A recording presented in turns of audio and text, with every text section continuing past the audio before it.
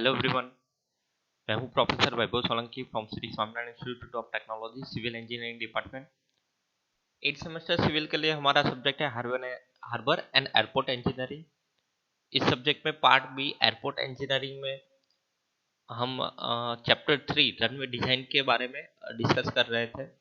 Chapter 3 runway design का जो last video lecture था उसमें as per GTU syllabus content हमने विंड रोज डायग्राम और कुछ बेसिक चीजें थी उसके बारे में डिस्कस किया था।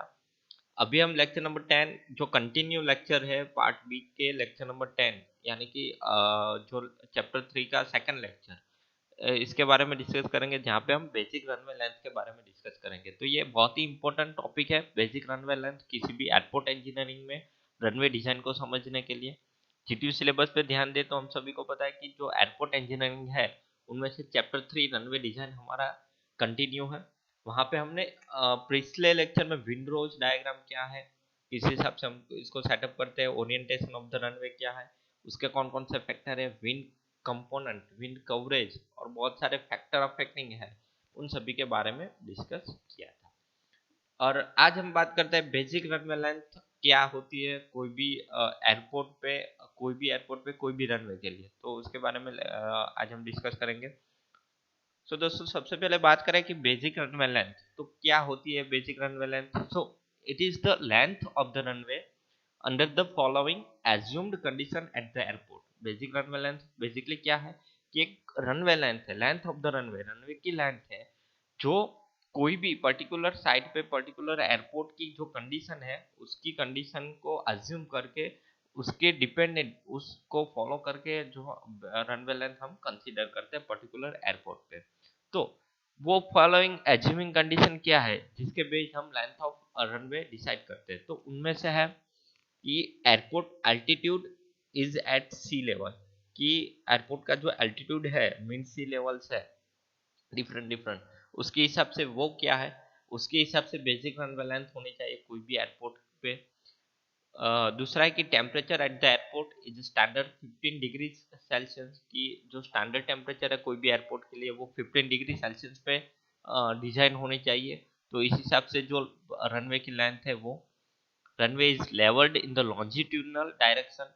इस कंडीशन को भी फॉलो करना चाहिए कि कोई भी एयरपोर्ट पे जो रनवे है वो लॉन्जिट्यूडनल डायरेक्शन पे लेवल्ड होना चाहिए। फिर no wind is blowing in on runway, की जो भी रनवे है उसमें विंड ब्लोविंग कभी नहीं होना चाहिए। विंड ब्लोविंग की वजह से रनवे ओरिएंटेशन में और टेक ऑफ और लैंडिंग में प्रॉब्लम होता है। Aircraft is loaded to its fully loaded capacity, की कोई भी एयरक्राफ्ट है वो उसकी फुल्ली लोडेड कैपेसिटी के हिसाब से रनवे की डिजाइन होनी चाहिए। तो ये भी एज्यूमिंग कंडीशन है जिसके बेस हम लेंथ डिसाइड करते हैं और उस लेंथ को हम बेसिक रनवे लेंथ कहते हैं। अभी भी दो और पॉइंट है कि there is a no wind blowing in route to the destination, की जहाँ पे डेस्टिनेशन पे पहुंच रहे हैं वहां पे भी विंड ब्लोइंग नहीं होना चाहिए और इन रूट टेम्परेचर भी स्टैंडर्ड होना चाहिए जहाँ पे हम पहुंच रहे हैं। ठीक है, तो ये कुछ कंडीशन है उसके बेस्ड हम रनवे की ये एज्यूम एयरपोर्ट की कंडीशन एज्यूम करके जो रनवे लेंथ हम कंसीडर कर रहे हैं उस रनवे लेंथ को हम बेसिक रनवे लेंथ बोलते हैं। तो आपको बेसिक रनवे लेंथ के लिए ये कंडीशन लिख के आपको लिखना है कि length of the following under the assume condition of the airport. तो ये है हमारा बेसिक रनवे लेंथ का कॉन्सेप्ट। आगे बात करें कि बेसिक रनवे लेंथ है तो वो determined from the performance of the characteristic of the aircraft using the airport, की कोई भी एयरक्राफ्ट है वो एयरपोर्ट पे उसकी एयरक्राफ्ट की डिफरेंट कैरेक्टरिस्टिक है और उसका परफॉर्मेंस बेस हम इसको डिटरमाइन कर सकते हैं। तो बेसिकली वो केस हिसाब से कि तीन केस है यूजुअली इसको कंसीडर करने के लिए।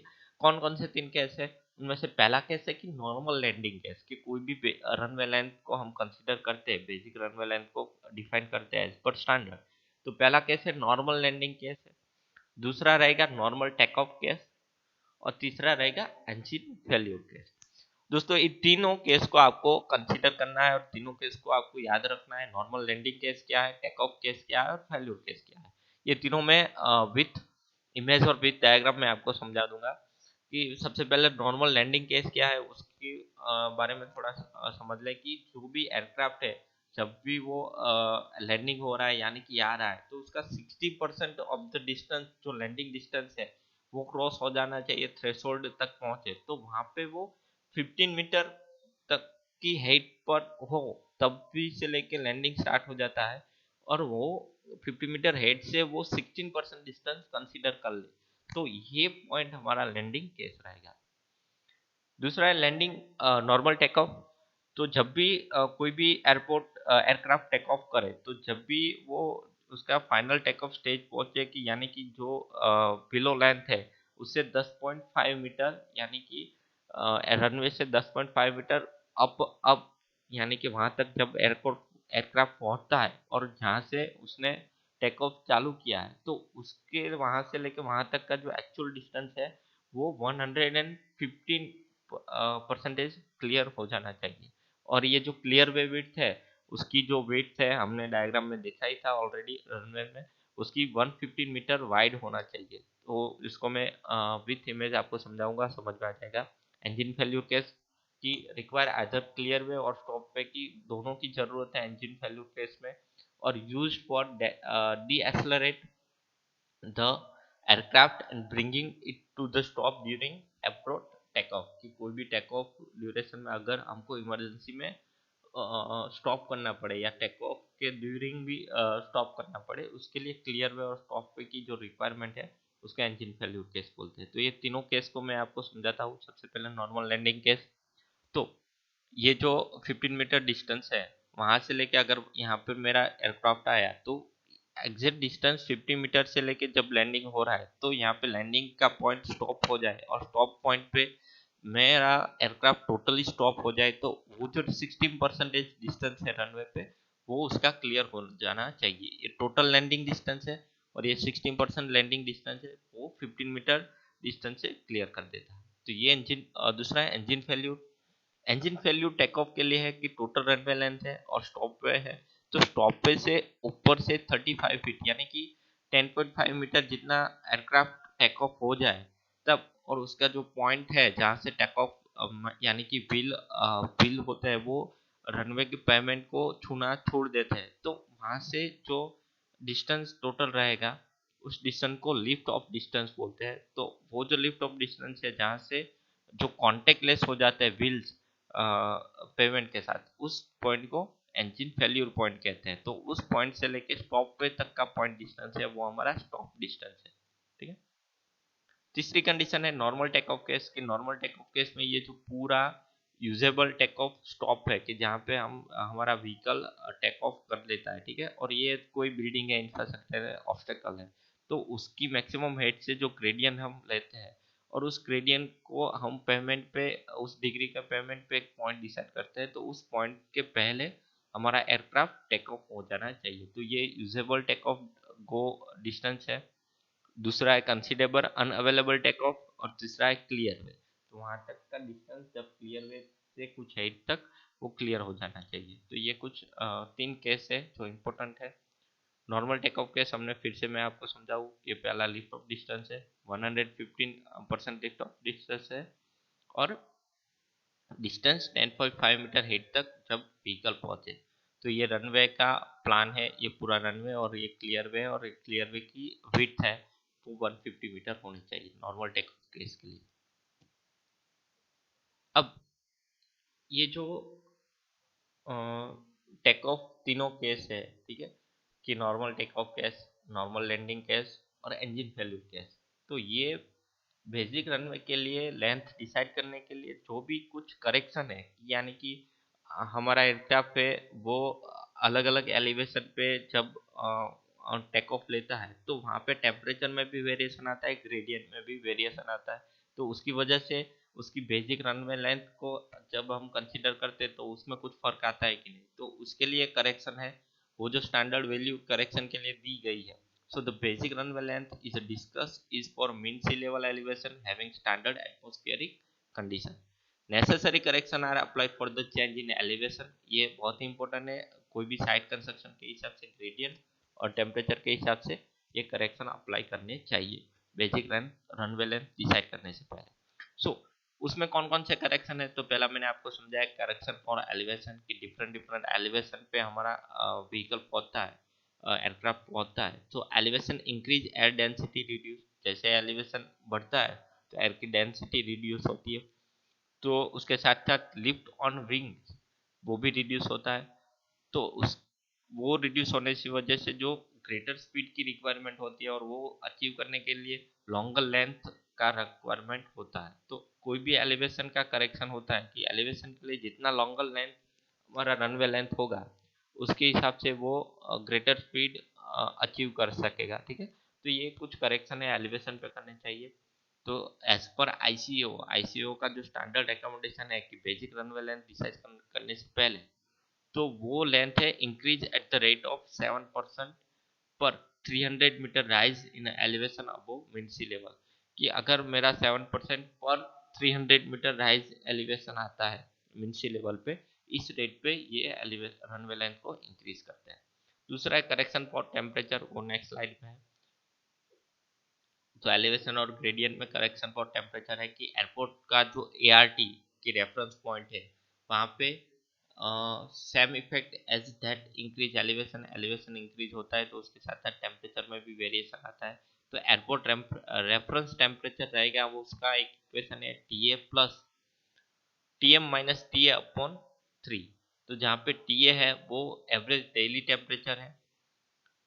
तो वो जो एवरेज डेली टेम्परेचर होता है वो पर month, month of the year, कि कोई भी ईयर में कोई भी मंथ में, for example throughout the year June या जुलाई या मार्च, कोई भी जहाँ पे हाईएस्ट डेली टेम्परेचर मिला है उस मंथ का plus 1/3 difference of the average daily temperature, कि वो एवरेज डेली टेम्परेचर है टी ए, उसका 1/3।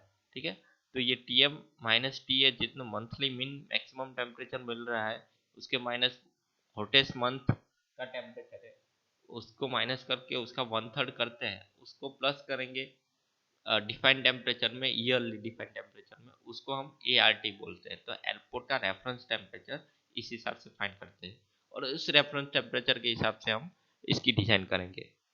सो आईसीओ का रिकमेंडेशन है बेसिक रनवे लेंथ के लिए करेक्शन है टेम्परेचर के लिए कि जैसे ही वो इंक्रीज एट द रेट, कैसे बेसिक रनवे लेंथ की जो है उसको रेट इंक्रीज करते हैं किस हिसाब से, कि increase at the rate of 1% of every 1 Celsius rise, कि जैसे ही 1 डिग्री बढ़ता है उस हिसाब से 1% बढ़ना चाहिए। तो A R P above standard atmospheric temperature कि डिफरेंट एलिवेशन में स्टैंडर्ड एटमॉस्फेरिक टेम्परेचर पे आगे जैसे ही हमारा व्हीकल बढ़ता है तो जैसे ही 1 डिग्री बढ़ता है उसके हिसाब से रेट ऑफ चेंज भी 1% बढ़ता है। ठीक है, so for each 1000 metre increase in elevation, कि जैसे ही 1000 मीटर एलिवेशन में इंक्रीज आता है तब जो टेम्परेचर है वो 6.5 डिग्री जो स्टैंडर्ड टेम्परेचर से लेके गिरता है। ठीक है, तो ये चीज यहाँ पे करेक्शन इन टेम्परेचर में देखने को मिलेगी।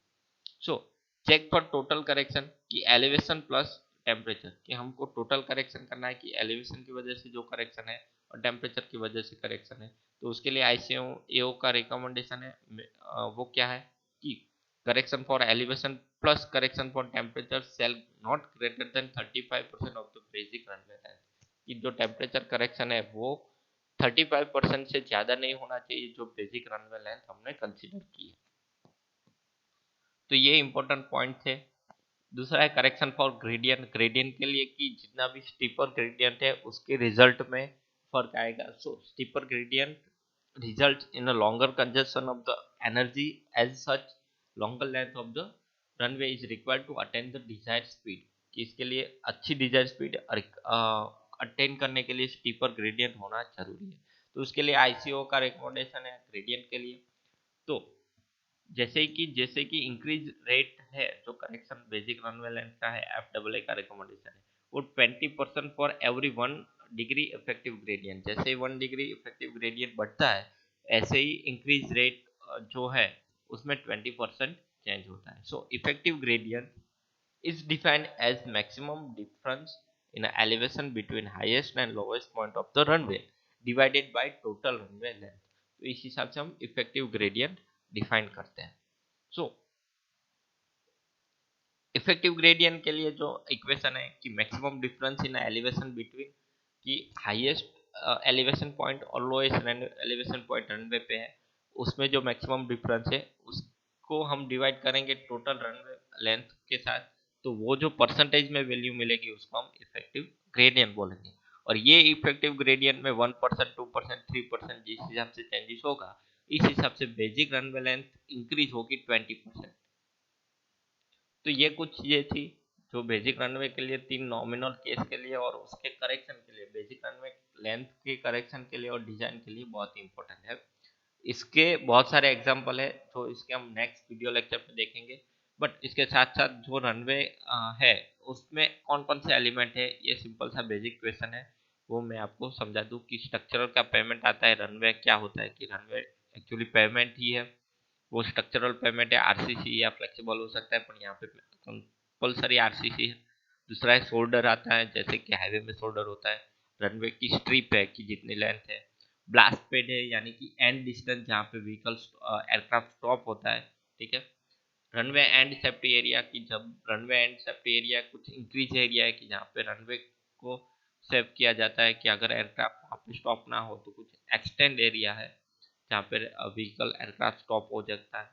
स्टॉप पे ऑलरेडी दिया हुआ है, कुछ डिस्टेंस पे क्लियर वे दिया हुआ है। तो ये कुछ एलिमेंट है कि जो हम एलिमेंट रनवे की डिजाइन के वक्त इसको हम बनाते हैं और इस पे हम ध्यान देते हैं। तो बहुत सारे इंपॉर्टेंट टॉपिक है जिसके बारे में मैंने आपको बताया कि correction in elevation, temperature and gradient, gradient में करेक्शन क्या है, उसके बाद टेम्परेचर में करेक्शन क्या है, एलिवेशन में करेक्शन क्या है, और दोनों का टेम्परेचर प्लस एलिवेशन का दोनों का जो प्लस है उसको हम ने बात की। तो ये जो बेसिक रनवे लेंथ है उसको डिसाइड करने के लिए एलिवेशन, टेम्परेचर और ग्रेडियंट, ये तीनों चीजों में करेक्शन नेसेसिटी है, और इन तीनों चीजों का करेक्शन को हम ध्यान में रख के हम बेसिक रनवे लेंथ डिसाइड कर सकते हैं और डिजाइन कर सकते हैं। ये इंपॉर्टेंट बात थी। और तीन केसेस देखे, नॉर्मल टेक ऑफ केस था, दूसरा कि नॉर्मल लैंडिंग केस था, और इंजन फेल्यूर केस था। इन तीनों केस के बारे में हमने डिस्कस किया। और बेसिक रनवे लेंथ के लिए तीनों केस बहुत ही इंपॉर्टेंट है जिसको हम कंसीडर करेंगे, और जिसकी रिकमेंडेशन है आईसी और एफ डबल की डबल ए के हिसाब से उसको रिकमेंडेड किया है। और बेसिक रनवे लेंथ क्या है और कौन सी फॉलोइंग और एज्यूम कंडीशन है कि जिसके हिसाब से हम बेसिक रनवे लेंथ को डिसाइड करते हैं कोई भी एयरपोर्ट पे, उस 7 पॉइंट के बारे में भी हमने डिस्कस किया। तो आज का हमारा जो वीडियो लेक्चर है यहाँ पे कंप्लीट होता है बेसिक रनवे लेंथ के लिए। नेक्स्ट वीडियो लेक्चर में जो हमने करेक्शन बोले उसके हिसाब से 2-3 एग्जांपल है वो मैं आपको समझाऊंगा, ठीक है। तो आज का हमारा लेक्चर यहाँ पे कंप्लीट। Thank you.